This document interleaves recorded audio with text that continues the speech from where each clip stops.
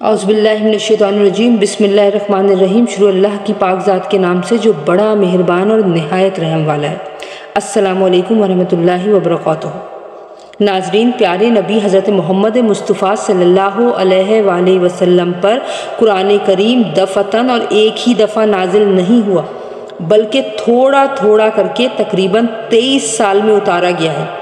بعض اوقات حضرت جبرائیل امین ایک چھوٹی سی آیت بلکہ ایک آیت کا کوئی ایک جز لے کر بھی تشریف لے آتے، اور بعض مرتبہ کئی آیتیں بیک وقت نازل ہو جاتی۔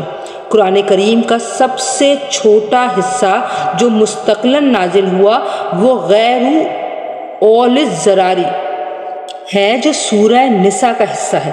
یہ ایک طویل آیت کا چھوٹا سا ٹکڑا ہے۔ دوسری طرف پوری سورہ انعام ایک ہی مرتبہ نازل ہوئی۔ سارے قرآن کریم کو ایک دفعہ نازل کرنے کے بجائے تھوڑا تھوڑا کر کے آخر کیوں نازل کیا گیا؟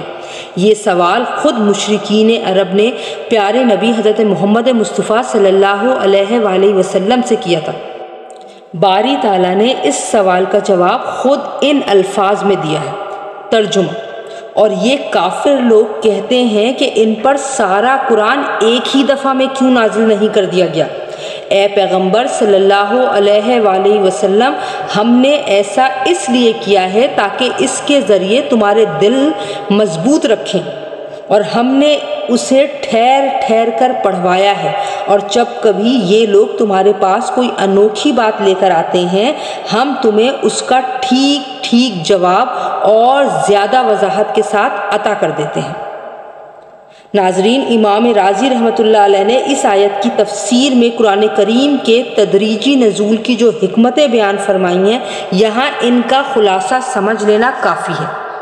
وہ فرماتے ہیں کہ پیارے نبی حضرت محمد مصطفیٰ صلی اللہ علیہ وآلہ وسلم امی تھے، لکھتے پڑھتے نہیں تھے، اس لیے اگر سارا قرآن ایک مرتبہ نازل ہو گیا ہوتا تو اس کا یاد رکھنا اور ضبط کرنا دشوار ہو جاتا۔ اس کے برخلاف حضرت موسیٰ علیہ السلام لکھنا پڑھنا جانتے تھے، اس لیے ان پر توریت ایک ہی مرتبہ نازل کر دی گئی۔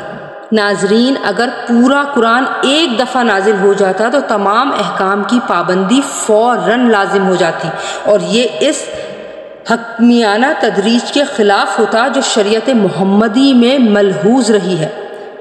حضرت محمد مصطفیٰ صلی اللہ علیہ وآلہ وسلم کو اپنی قوم کی طرف سے ہر روز نئی اذیتیں اور نئی تکلیفیں برداشت کرنی پڑتی تھیں۔ حضرت جبرائیل امین کا بار بار قرآن کریم لے کر آنا ان اذیتوں کے مقابلے کو آسان بنا دیتا تھا، اور آپ صلی اللہ علیہ وآلہ وسلم کی تقویت قلب کا سبب بنتا تھا۔ قرآن کریم کا ایک بڑا حصہ لوگوں کے سوالات کے جواب اور مختلف واقعات سے متعلق ہے، اس لیے ان آیتوں کا نزول اسی وقت مناسب تھا جس وقت وہ سوالات کیے گئے تھے یا وہ واقعات پیش آئے تھے۔ اس سے مسلمانوں کی بصیرت بھی بڑھتی تھی، اور قرآن کریم کی غیبی خبریں بیان کرنے سے اس کی حقانیت اور زیادہ آشکار ہو جاتی تھی۔